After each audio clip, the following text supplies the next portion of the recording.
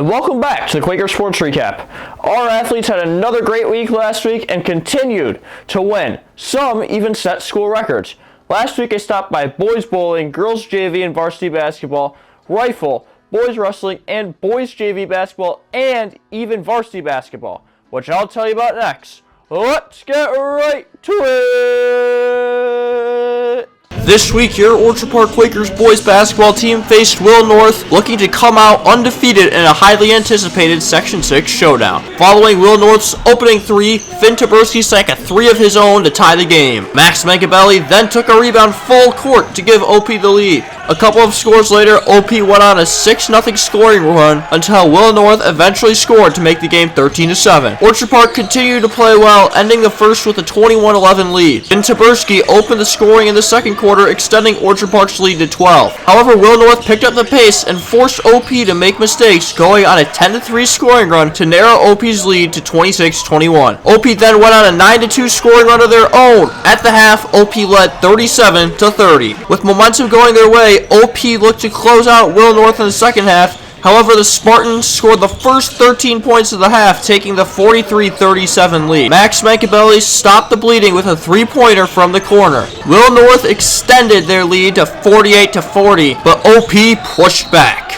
After Finn Taberski scored a field goal and drew a free throw in the closing seconds, the Quakers and Spartans entered the fourth tied at 50. After multiple possessions where both teams had turnovers, the Spartans opened scoring in the fourth, taking a 51-50 lead. Will North was looking to extend their lead, but Justice Nivers said not so fast, stealing the ball and drawing a foul. Two successful free throws later, OP regained the lead. Heading into the final 2 minutes of the game, the score was 58-57 North. Max Mankabelli forced in a layup and drew a foul, which he converted to give Orchard Park a 60-58 lead. After a Will North three to take the lead, Max Mankabelli scored again to take the lead back with 1:22 left. Will North made a three and added a foul shot to take a 65-62 lead with 12 seconds to go. Unable to convert on their three-point attempts in the final seconds, Orchard Park dropped its first game of the season. After the game, I interviewed Coach Frankowski to talk about the close loss. You haven't had too many close games this season. Today was a very close game. Do you think losing a close game like this is a learning block for the team? Yeah, I think it challenges you guys. I mean, you never want to lose ever. So, it's not something we want to have happen. But, it's how you respond from here on out. In basketball, you're going to get the opportunity to see this team again, later in the season in the division and then obviously possibly in the playoffs too as well. So I think we, had instances today where we felt like we kind of beat ourselves. And so, those are things that you hopefully learn and grow from. And so, for us, that's the big thing is to try to strive and get better. And it starts quick. With basketball, you play fast. We play again on Thursday against a really good Clarence team, so we got to get back on it and get another win in order for in the division. What are some things that you liked and some that you need to work on at practice? Things today specifically, rebounding was not very good. Okay, we gave up way too many second chances and opportunities, and they scored off those second chance opportunities a lot, which really hurt us. We let them go, and we talk a lot about coming out of half, getting the first 6 points. Means like 3 stops, 3 baskets, and I think we let them go on a big run there. It was like maybe 11-0 run, and so when that happens, that kind of lets them back in the game. So we talk about getting the first 6. That if you get the first 6, you win. You probably bury them, and if you give it up, that's tough. So for us, we just let too many things slip through the cracks today, and it was something we want to improve on. And then, what are some steps to preparing for your game against Clarence? We have to game plan again tomorrow, so we got to go back to the drawing board and. Every game we do something different, so there's some things we have to work on to kind of prepare to beat that team individually. So for us, that's something that we'll talk about then. But for us, it's if this is hopefully a kind of a shock to us a little bit, and hopefully sparks the effort with the team a little bit to hopefully be where we want to be at the end of the year. Great game in Orchard Park. Came down to the buzzer. Unfortunately, Orchard Park came out on the losing end, 65-62. Will North wins. First loss of the season. It'll be a rebounding point for Orchard Park, and they look to continue their great season. The boys showed great effort, and they will get revenge over Will North on February 10th when they visit them on the road. Of course, boys basketball wasn't the only team who played last week. Let's see how all of our teams did. Boys bowling lost a close one to West Seneca on Monday. Girls track and field had another good day on Saturday. Congrats to the 4x400 relay team who set a school record in their second place finish. Lily Wisniewski and Allie Schmitz captured first place finishes in their events. Boys track competed hard with Mike Eugene finishing 9th in the high jump.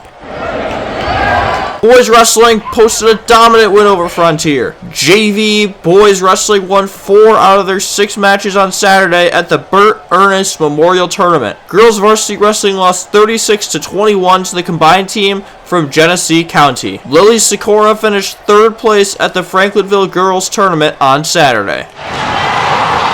Girls varsity hockey rebounded from a rough week the previous week with 2 big wins. Boys varsity hockey continued their undefeated season with a 7-1 win over Frontier. Will Blake led the Quakers in scoring with 2 goals and 3 points. Nolan Thorpe and Gavin Huber each notched a goal and an assist. Rifle beat Lancaster 1124-1114 on Thursday in the first 3P meet of the season. Ariana Kovacevic led in overall scoring, shooting a .291. Emily Clavoon was second with a .280. Grace Schaffer finished third, shooting a .279.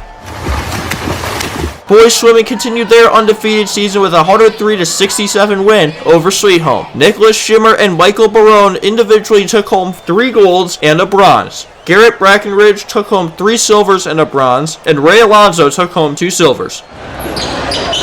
Boys varsity basketball went 2-1 on the week, highlighted by a 72-50 win over Clarence at home on Thursday. Max Megabelli led the team in scoring for the week, notching 59 points, while Finn Taberski finished second with 56. Boys JV basketball went 3-0 on the week, highlighted by a 58-34 win at home over Clarence on Thursday.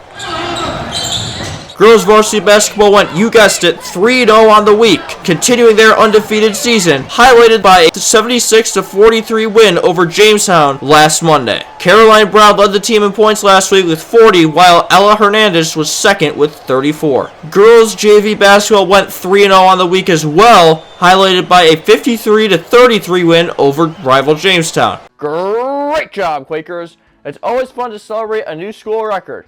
Up next, we have a Several Questions segment featuring one of the new record holders, indoor track athlete Elle Soltis. Let's learn a little bit more about Elle.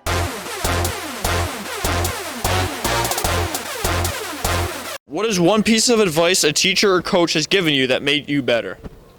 I would say staying upright when you're getting out of the blocks, not standing up right away, but for the first 50 meters, driving and staying low.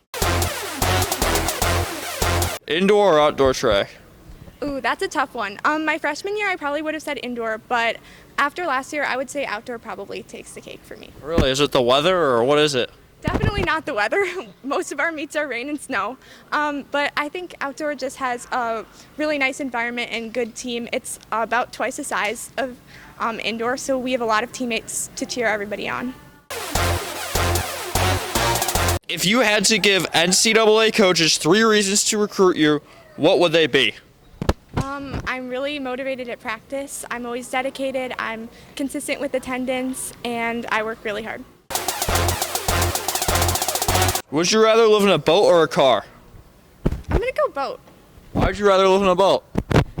I just feel like they probably have more facilities and amenities than a car would offer. But I do feel like a car would give you a little bit more leeway with traveling.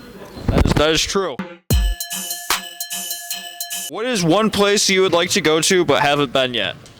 I went to France this summer, so I'd really like to explore more of Europe, like maybe London or England. What is your favorite thing to eat for breakfast? Ooh, I would say waffles, homemade waffles for sure. Why waffles? Well, I got a waffle maker for Christmas like a couple years ago, so I really like making recipes there and trying out different things with toppings or like chocolate chip waffles and everything. And I feel like it's also a good source of protein if you want to use like a protein mix for the waffles, or they can be really good made from scratch. What is something you find totally overrated besides the Dallas Cowboys? The Patriots. Yeah, I agree. Patriots, Drake May's not a good quarterback. Thanks for watching this week's Quaker Sports Recap.